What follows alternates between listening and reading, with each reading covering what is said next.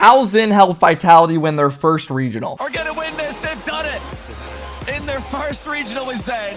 They are the champions of Europe. In this man's RLCS debut, he just dominates. And we break down what he does and what he adds to the team. Make plays. I believe this is one of the plays he makes where you're just like, yep, he's incredible. We are on the road to 100K subs. So if you guys are new, please subscribe. Be sure to like and comment for the algorithm. It really does help. Enjoy the video. All right, so let's jump right into this. So I'm going to watch game 3 and game 7 where Vitality actually won the whole thing.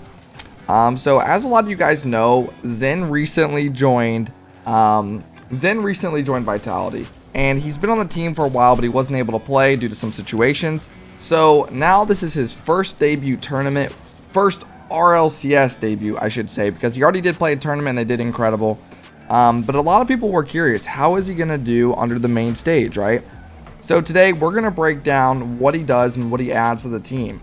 So as you guys know, I've watched replays of him playing ranked, and the guy is just on another level.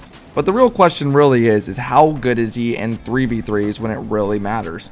Because a lot of people can fold to the pressure, they don't play the same, there's a lot of issues. But for ZEN, not really the case, right?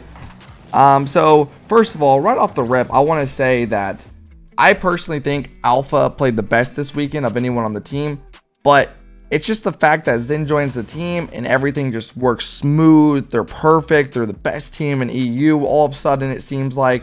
So yeah, let's jump right into this and watch what ZEN adds. So first, I'm going to be real. ZEN with not the clear that he probably wants. He tries to boom the ball out. He doesn't get the best hit. He probably wanted to hit it to Reticent up the line. Doesn't work out. And honestly, it leads to a goal because Alpha got demoed and he couldn't save it.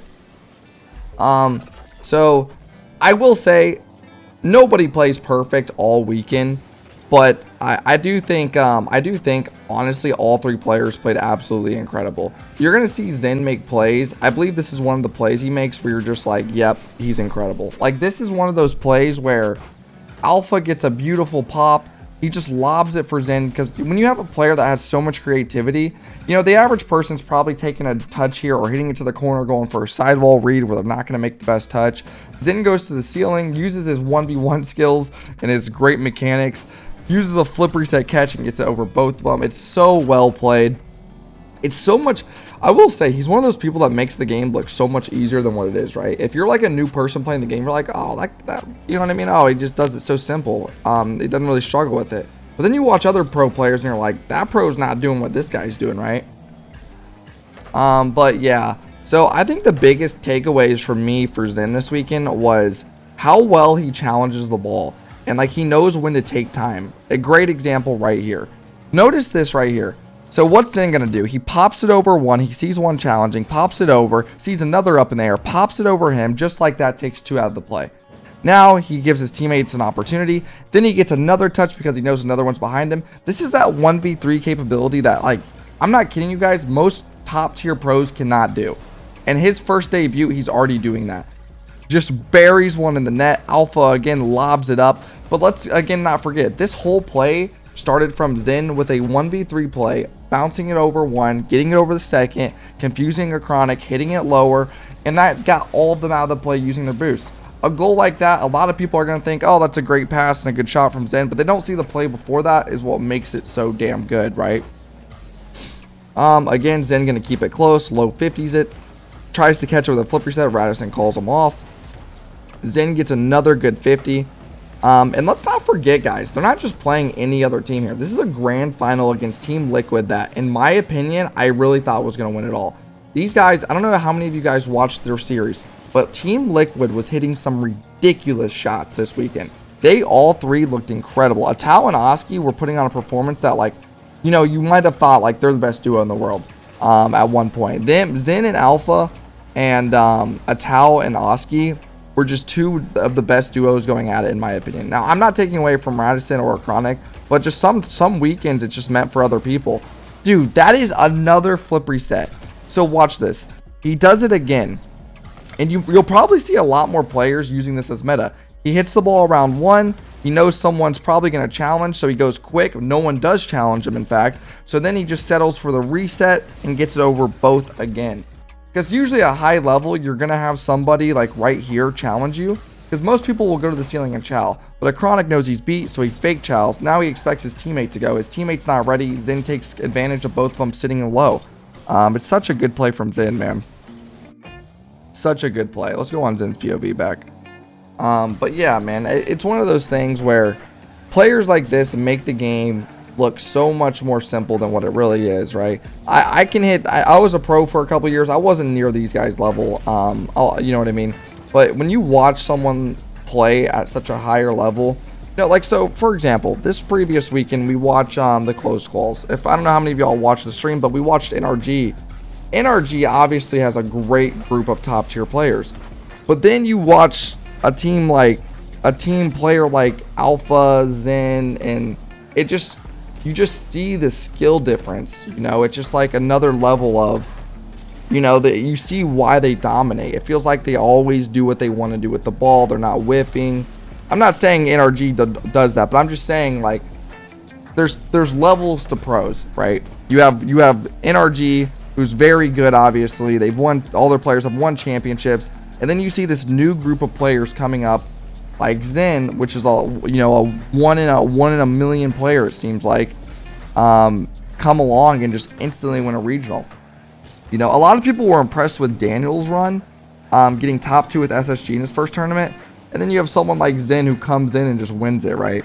But let's get back into the gameplay. I know I kind of rant a little bit, and I doubt a lot of you guys want to hear me just talk about random, you know, stuff like that. But so Zen, I will say he's really good with boost management at the same time. He's one of those people that he picks up boost and he doesn't use it unless he has to. It's like, it reminds me of First Killer. I remember watching First Killer replays back in the day, and it seemed like every time he would pick up 100 boost, he wouldn't use it until he needed to use it, right? It just felt like he always was saving boost unless it was his turn to drive and pressure somebody or make a play or make a good challenge. But man, you just see why the impact Zen has in this game alone. Guys, remember, this went to a 7-game series in the grand final. Now, I do know Liquid had to beat him twice, which is pretty impossible. Winning two best of 7s is so hard, but let's see what happens here. Atal hits it over Radisson, and Zen not getting the best clear. Now, guys, again, nobody plays perfect, but I do think there was probably a bit of nerves. I think Zen in ranked or whatever, once he plays next regional, you know what I mean? He's going to have those jitters out.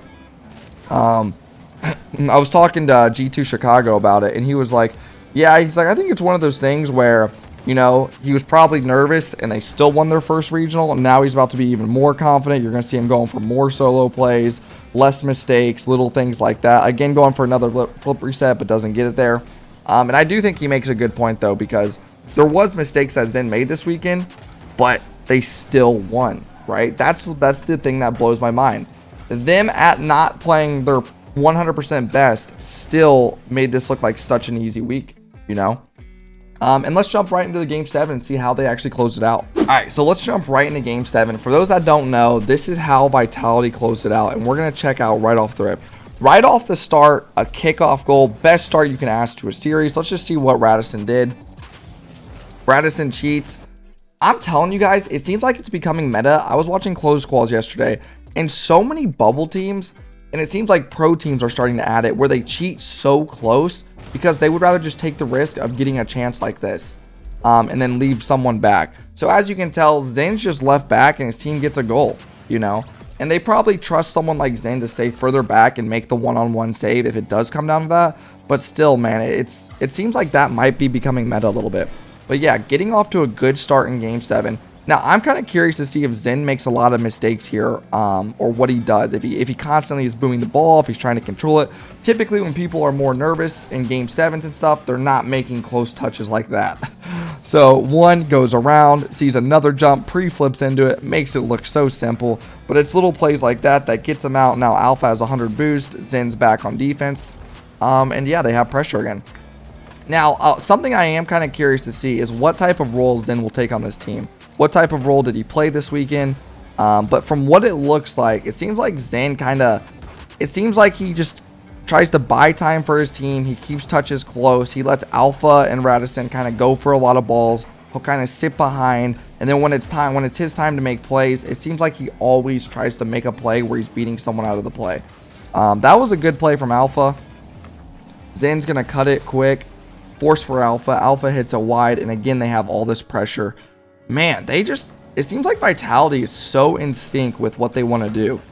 Like, all their touches feel like they have a purpose to somebody. Dude, that is such a good read.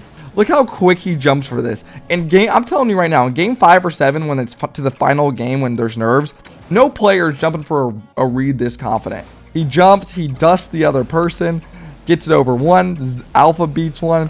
Man, it is so nice. And they almost get a goal out of it. It could have been a goal with a better shot. It's such a good, confident read. And it's crazy seeing a rookie in his first RLCS just so casually doing these things. You know, because you don't even see the best pros in the world doing these things. And he's just doing it so easily.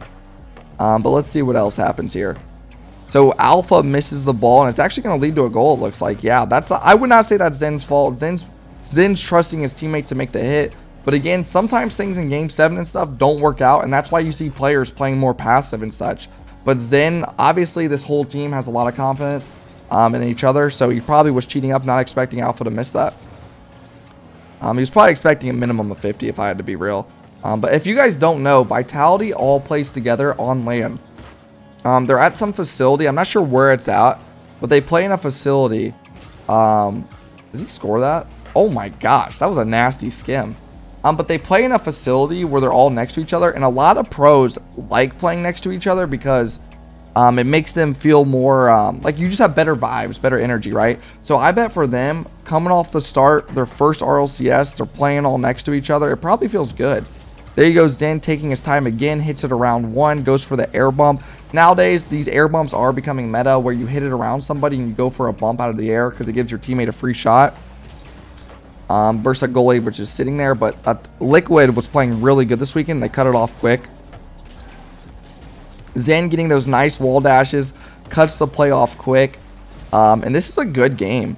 This was such a good series. I really do suggest you guys going back and watch it if you didn't. Because BDS, I will say, EU looked incredible this weekend. You had the add of Zen to Vitality, which instantly they win the first regional. Karman Corp didn't look the best this weekend, but you can't give credit to the teams that beat them. I thought that Vitality played incredible. Liquid looked incredible. BDS looks like an incredible team. I think the only team in EU, now for those that are EU that followed a little closer than I do, I don't follow EU too much, but I do think, I thought Oxygen looked a little, I don't know where people rate Oxygen nowadays. Let me know in the comments who you guys have as your top teams, because I know that Karman Corp is probably still in the people's eyes the top team. Now, there might be a lot of Vitality love people that love Vitality that are saying, oh, we're the best because we just won it. But you got to remember, Vitality had been dominating. One-off tournament doesn't, dictate a team how they are and stuff, say too much about them. They did just win the major, but so far, I will say this Game 7 is very intense. I remember watching this live being like, how are these goals going to come? Who's going to make the play? That's a great bump. You can tell how this team is starting to notice, they might have noticed a little too late, and it's hard to shut somebody down the play. But Oski's like, nope, you're not getting that space. We're bumping you. Because Zen just seems to be that guy. If you give him space, they're always going to make a play. And right here, they get a goal. This is such a good play. They boost starve him. A Tau gets a rough clear. Oski dives. That's a rough dive. I'm not going to lie. It's kind of like a hopeless dive, like you're just gambling on it. And Achronic's in a terrible spot. Radosin was going to go for a bump if he stayed on the ground, so he went up for the squishy save. And Zen just buries another shot, just shows the kid's ice. Dude, I will say, I know a lot of you guys are probably like, dude, you've watched a lot of Zen replays, videos, ranked recently. I really feel like I have to keep doing it because there's not many players like this that come around. You have, who was the last hyped up player? You had Daniel, you had First Killer, you had Scrub, Justin when he was in RLRS, when he joined NRG first. But when you get this new batch of upcoming players, it is so fun to watch. I get it if you guys want me to stop watching these replays on him, but I enjoy it because it's so rare that you get a player. Like, we might not have a player like Zen for another, I don't even know if we will with where Rocket League's at right now. The meta, it's so hard to be above the skill ceiling of other pros. And when someone just joins and they instantly become this good, it's so fun to watch. But Vitality trying to close this game out. Nerves coming out. Redosin and Alpha both missing. Zen gets a touch though, showing the young rookies ice. He's saving his boost. Now he's going to challenge. He probably calls him off, saying, I'll pressure. You guys get boost. Goes for a double to keep it close. A Chronic read him good, though, and they get a chance at the end right here.